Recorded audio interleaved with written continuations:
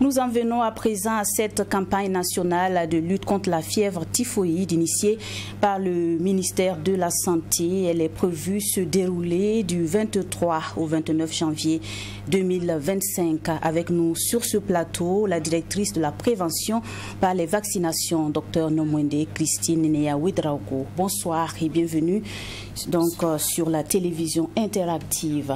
Avant de parler proprement de cette campagne qui débute demain, déjà qu'est-ce que la fièvre typhoïde, quels en sont les symptômes et évidemment les conséquences sur la santé?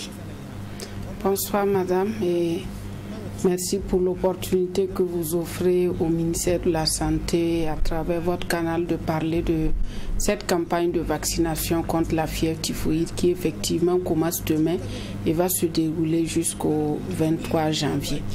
Pour revenir à votre question, qu'est-ce que la fièvre typhoïde? En termes simples, c'est appelé maladie des mains sales, pour dire qu'il y a un problème d'hygiène lorsque nous contractons cette maladie. Mais elle est due à une bactérie communément appelée Salmonella typhi.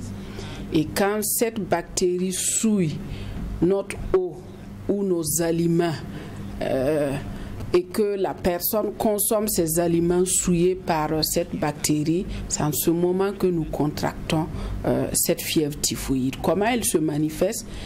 La personne qui a cette maladie va présenter des maux de tête, va se plaindre de maux de tête, elle va présenter une fièvre, le corps qui chauffe, va présenter une fatigue. Parfois, elle a du mal à dormir, ce qu'on appelle insomnie, et parfois même la personne peut avoir quelques saignements au niveau du nez. Et lorsque nous avons ces signes, ne serait-ce que un de ces signes que je viens d'énumérer, il serait bien que nous puissions aller faire une consultation dans un centre de santé pour être correctement pris en charge à temps. Alors, quelles sont les couches vulnérables donc à cette maladie? Je dirais que toute la population est susceptible de contracter la fièvre typhoïde, mais ceux qui sont plus touchés sont les enfants qui ont moins de 15 ans et les personnes chez qui l'immunité est un peu affaiblie. Alors, proprement parlant de cette campagne donc, qui débute demain jeudi, quelles sont déjà les cibles de cette campagne-là?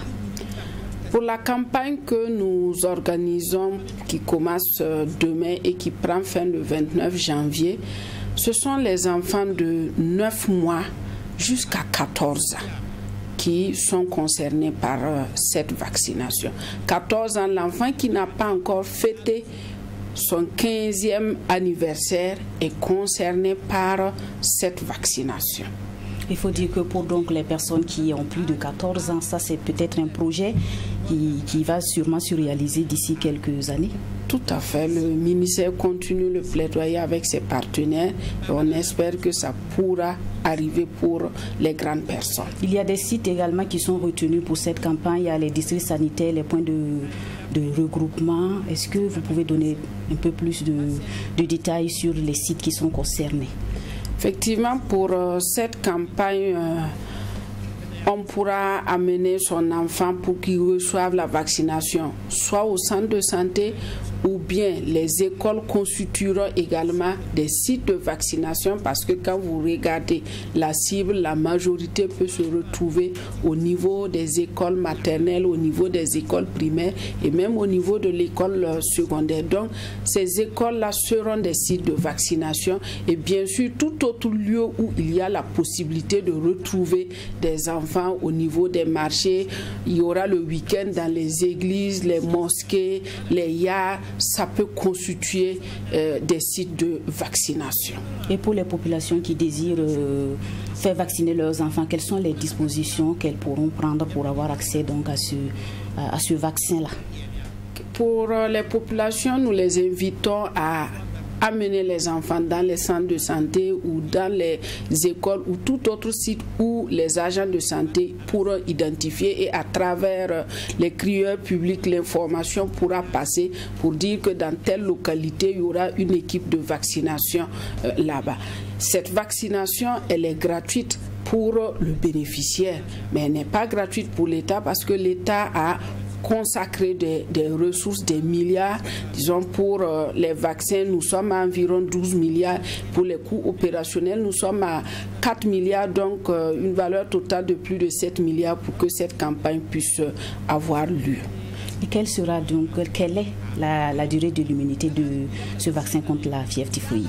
Le vaccin que nous utilisons pour cette campagne est un vaccin conjugué qui est différent de ce que nous avons déjà sur la place du marché où il faut faire des rappels chaque 3 ans.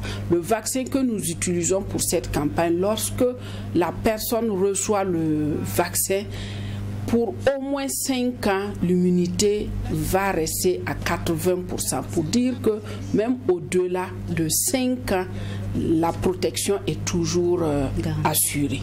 Okay. Et comparativement aux autres vaccins, quelles sont les spécificités ou du moins les avantages de ce vaccin contre la fièvre typhoïde? Ce vaccin, comme je l'ai tantôt dit, c'est un vaccin conjugué.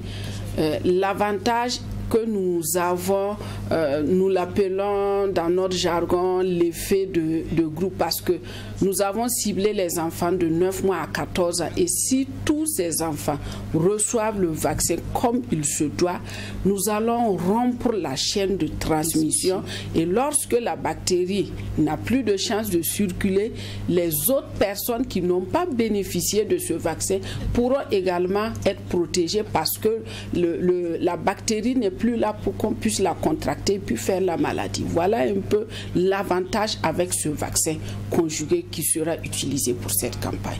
Et quel est le message rassurant que vous avez à dire à l'endroit de ces personnes ou de cette population qui émet encore des doutes sur la qualité du vaccin? Le message que nous voulons leur dire, c'est que l'État burkinabé n'utilisera pas quelque chose qui n'est pas bien pour eux. Le vaccin, il est sûr, il est efficace. Et si nous disons qu'il est gratuit bien sûr pour le parent ou le bénéficiaire, mais il n'est pas gratuit pour l'État puisque l'État a consacré des ressources pour cela. Donc, notre message est que chaque parent fasse de tout son possible pour que les enfants de la cible, donc de 9 mois à 14 ans, qui sont dans leur concession, puissent bénéficier de ce vaccin-là comme il se doit. Et à l'endroit des partenaires qui vous accompagnent évidemment pour cette campagne qui va commencer demain. Effectivement, le ministère de la Santé a travaillé avec ses partenaires pour que ce projet puisse se réaliser maintenant et cette vaccination va commencer.